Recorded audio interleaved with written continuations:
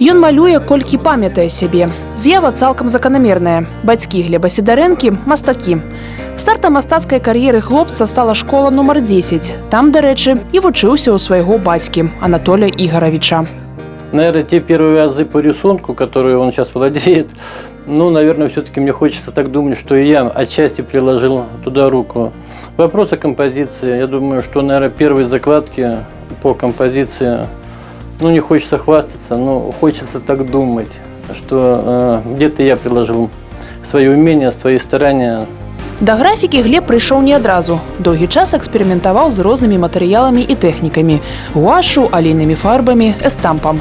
Свядомы выбар зрабіў толькі з паступленнем у Акадэмію мастацтваў. Тады і вырашыў прысвяціць сябе графіцы. Апошнія 3-4 гады сканцэнтраваўся на афорте.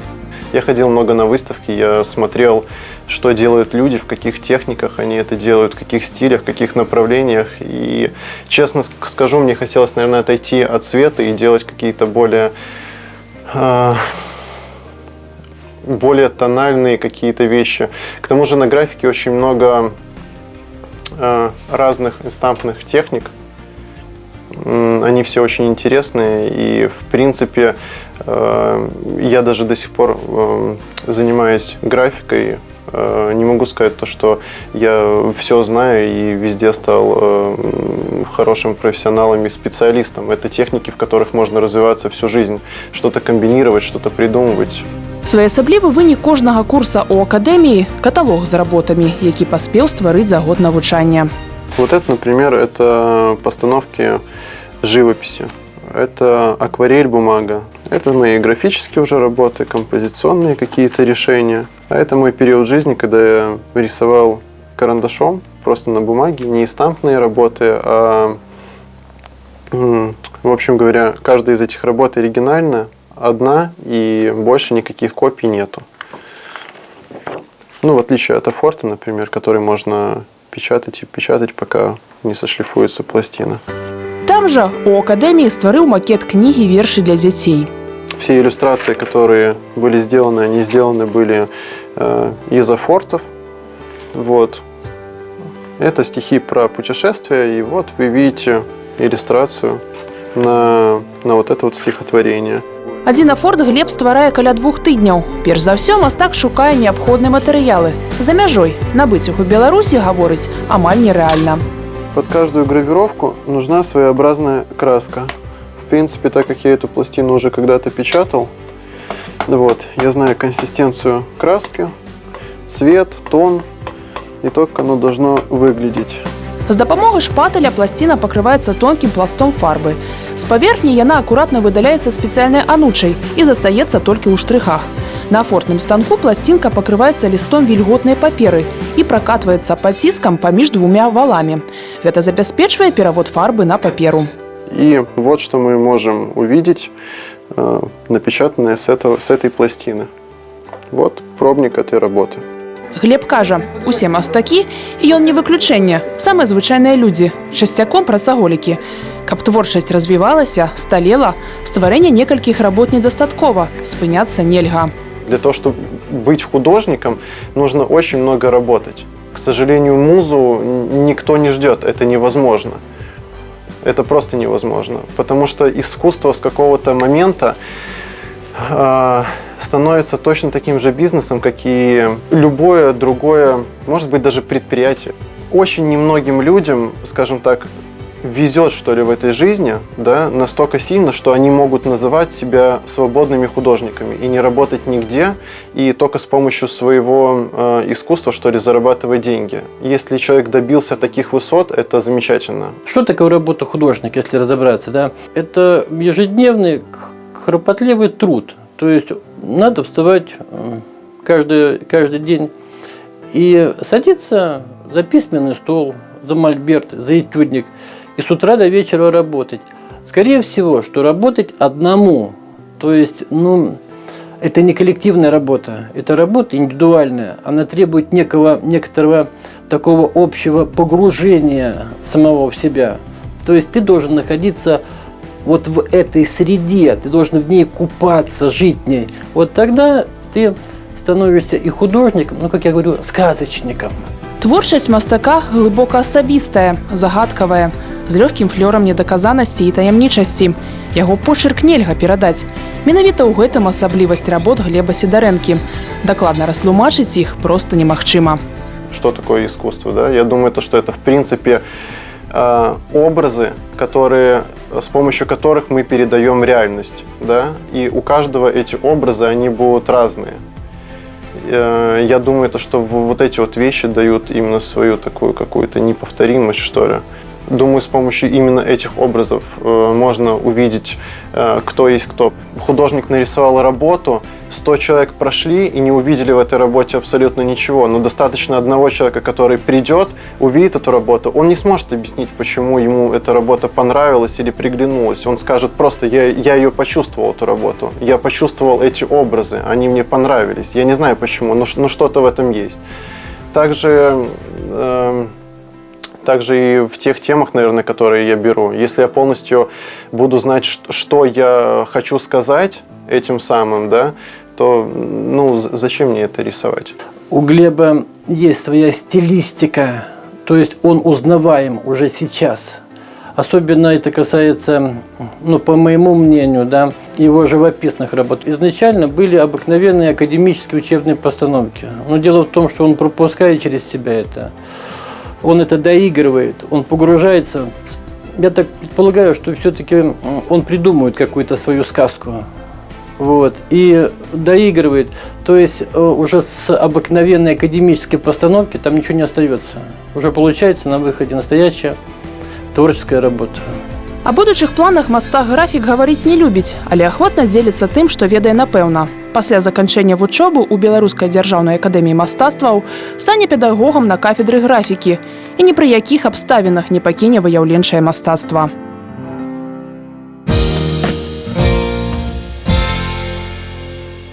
Грамадскае аб'яднанне «Беларускі саюз мастакоў» сваю гісторыю вядзе з далёкага 1938 года. Сёлета найстарэйшай рэгіянальнай арганізацыі 70 гадоў.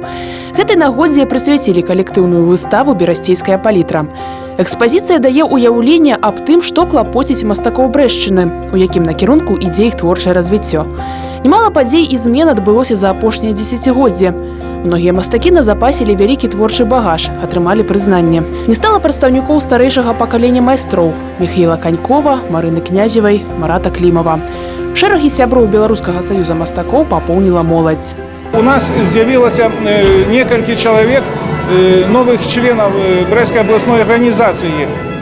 Напрыклад, такія як Ганна Чапурная-Лейнік і Тацяна Патворава. Цудоўныя маладыя мастачкі. Яны актыўна ўдзельнічалі ў рэспубліканскіх выставах, у іншых выставах.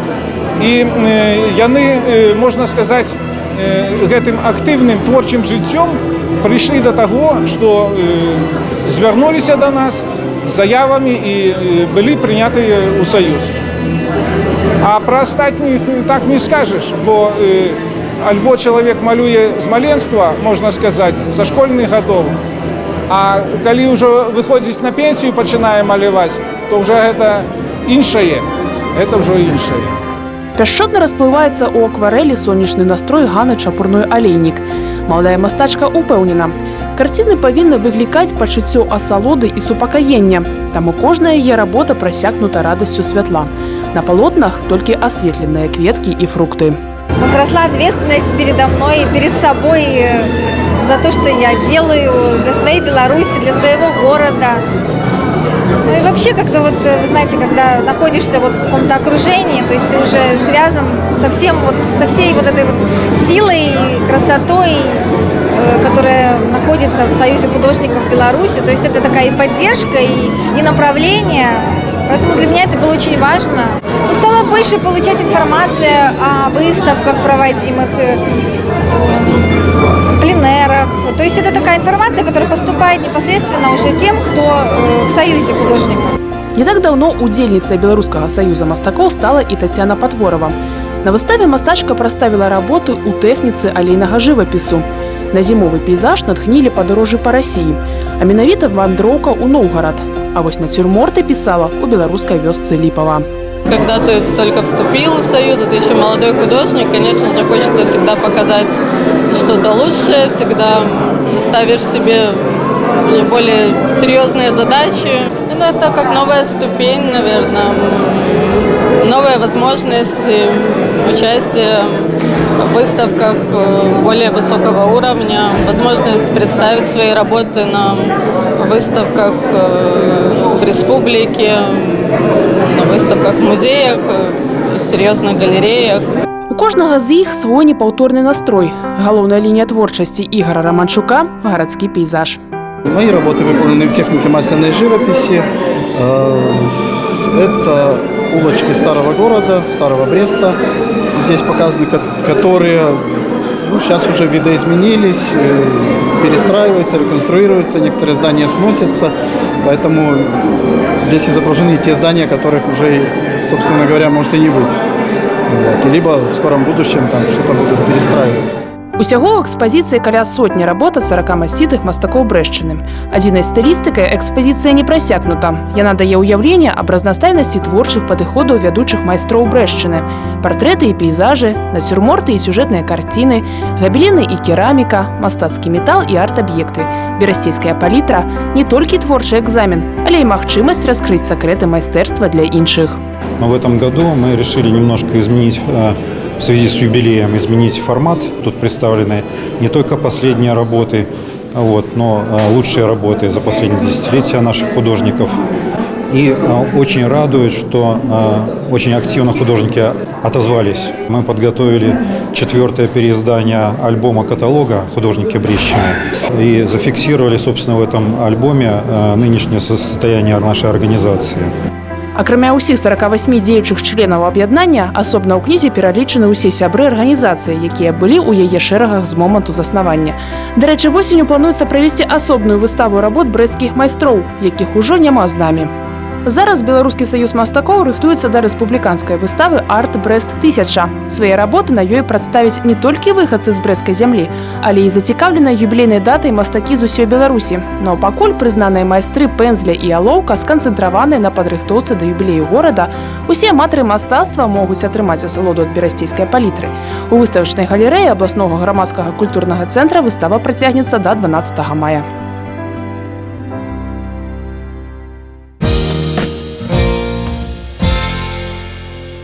У хрысціянскіх вернікаў існуе мноства спосабаў роспісу велікодных яек. Напрыклад, фарбаванкі выкарыстоўвалі ў якасці рытуальнай ежы, а пісанка стала традыцыйным падарункам для Вялікдня. Зрабіць яе зусім не складана, і дапаможа нам у гэтым старшы выкладчык псіхолага педагагічнага факультэта Марчук Марына Владзіміровна. Марына Владзіміровна, раскажыце, калі ласка, што нам патрэбна для таго, каб сваімі рукамі зрабіць пісанку? Для гэтага нам патрэбна яйка, абавязкова. Мне здаецца, найлепш, калі яно белае. Не рыжовенькае, не жоўценькае, а белае. Зараз мы будзем выкарыстоўваць адварное. Але раней, яшчэ ў паганскія часы, выкарыстоўвалі толькі жывое, сырое яйка, якое павінна яшчэ мець магчымасць даць жыццё. Раней для пісанак выкарыстоўвалі распалены пчаліны воск. У нас замест яго звычайная свечка. Дарэчы, зрабіць спецыяльны інструмент можна самастойна. Для гэтага трэба ўбіць у аловак або палачку тонкі цвічок з плешкай прыкладна ў 2 мм. Кропачка – гэта такі вер... Чым меншы цвічок, тым далікатней і ўзор. Кожная майстрыха сама вызначала, чым ёй зручней працаваць – доўгім ці кароткім, тонкім ці таўчэйшым інструментам. Мы нагреваем цвічок, трымае вось за палачку, потым мы яго акунаем у сцеарын і потым ставім кропельку. Гэта першы знак, першы элемент, які мы павінны навучыцца рабіць. Узоры на шкарлупіне – гэта не проста мастацкая фантазія чалавека, а тое, што кожны узор мае сваё значэнне. Так, нашы продкі нават нічога не рабілі проста так, дзеля забавы. Усё мела сэнс. Усё мела сэнс і заўсёды гэта помнілі. І кожная яйка, калі брала майстрыха ў руку, яна ўжо ведала, каму яна будзе пісаць. Кожны арнамент – зашифраванае пажаданне для сваіх блізкіх і родных, кветачкі для дзяцей і маладых дзяўчат, каб здаровымі і прыгожымі былі.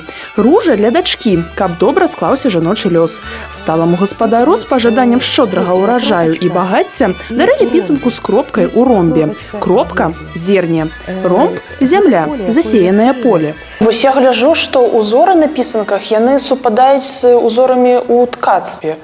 Ну вось, напрыклад, кропка – гэта сімвал урадлівасці, сетка – гэта абарона ад злых духаў. Абавязкова у нас не было такого, што адно мастацтва адмежавалася ад другога. Не, мастацтва народнае, яно было у адном, скажем так, сэнсе, і узаемапранікнавенне розных мастацтв адно ў другое было. І рамёствы таксама. Мы бачым зорку і ў разьбяра, мы бачым зорку і ў пісанкі, мы бачым яе і ў выцінанкі, мы гэту же зорачку бачым і на рушніках. Гэта ўсё было так вельмі звязана адно з другім. У засушлівых рэгіёнах малявалі кроплі вады, а калі дажджыла, прасілі сонца. Колас кропак – гэта сімвал сонейка і ўвогуле цэлага сусвету. Кропелькі ад яго – сонечныя прамяні. З гэтых немудрагелістых элементаў лёгка атрымліваюцца і іншыя, больш складаныя ўзоры – кветкі ці крыжы. Браліся за пісанкі ў чысты чацвер. Перад пачаткам працы варта было паспавядацца, і ўсё навокал было чыстым. Ад думак да кашулі, рук і абруса. Калі людзі збіраліся, жанчыны асабліва з якой-небудзь працай, яны спявалі. А вось калі пішаш пісанку, то нават і спяваць не хочацца. Настолькі гэта таінства. Нічога іншага рабіць не трэба, толькі пісаць і думаць пра тое, што робіш. Навошта ты гэта робіш? Ну, калі гэта вось такі сур'ёзны абярэг, то, мабыць, яго па-асабліваму потым і захоўвалі? Па-асабліваму захоўвалі. Ад Вялікдня да Вялікдня яны жылі за іконамі. Я яшчэ помню, як у маёй бабулі мы перад Пасхай як ўжо прыбіралі, і на чысты чацвер мы гэтыя пісанкі мы іх выносілі з хаты, але бабуля казала, што іх не трэба закопваць. Яны як бразготачкі, яны ж захаваліся. Бачыце, мы ж імі можам... Вось, яна ж стукаць, яна там, яна толькі ўсохла. І бабуля казала, што не, вы іх не закопваеце, вы іх хаваеце ў сутнічак, і потым, як цяжкія часы прыйдуць, мы ім пацішацца будзем. А вось раскажыце яшчэ больш пра сімволіку колеру. Вось чырвоны – гэта жыццё. Уже калі мы кажам пра белы колер, гэта тое, што на нябёсах. А вось прыгажосць зямлі, жыццё прыгожае, гэта чырвоны колер. Чырвоны колер заўсёды ў славян быў вельмі важным колерам у жыцці. Чырвоны, белы і чорны, як наш арнамент. Акуратна апускаем пісанку ў адвар цыбульнага шалупіння. Для больш насычанага колеру можна дабавіць і ржавы цвік. Калі выкарыстоўваць адвар рознай канцэнтрацыі, пісанкі атрымаюцца шматкаляровымі. Белыя – гэта першае, што мы намалявалі, потым апусцілі ў цыбульнічак, потым вось гэтыя кропачкі мы праставілі. І потым апусцілі ўжо ў цыбульнік з ржавым цвічком. І такі ён, бачыце, такі карычневы колер атрымаўся. Праз паўгадзіны дастаем нашу пісанку, прамакваем яе сурвэткай. Робім гэта беражліва, каб не пашкодзіць васкавыя малюнкі. Каб яны сталі белымі, воск патрэбна выплавіць. Пад цеплынёй свячы ён тае, скочваецца быццам слязінка. Сціраючы анучкай воск, адначасова мы і вашчым пісанку, надаём ёй матавы бляск. Пісанкі – атрыбут не толькі велікодных святаў, не абыходзілася без іх і сёмуха. У гэты час наваколле палае зелянінай, таму і пісанкі былі адпаведнага колеру. Я помню, як пісаначку яшчэ бабуля клала пад парог, калі скаціну выганяла першы раз на Юрія. Таксама пісанку пад парог хлевайна выкладала. Там свае былі знакі, свае былі сімвалы. Пісанкай абціралі кароўку. Таксама гэта было цікава. Вербачкай яе так пабівалі, выганяя яе першы раз. Ну вось і атрымалась у нас першае яечка. Яго вельмі прыемна браць у рукі. Яно яшчэ цёплае. Яно як быццам жывое. Яно як частка мяне. Пісанка – не проста прыгожы сімвал свята, незвычайны падарунак. Гэта абярэг, што ахоўвае сям'ю ад ліха і гора.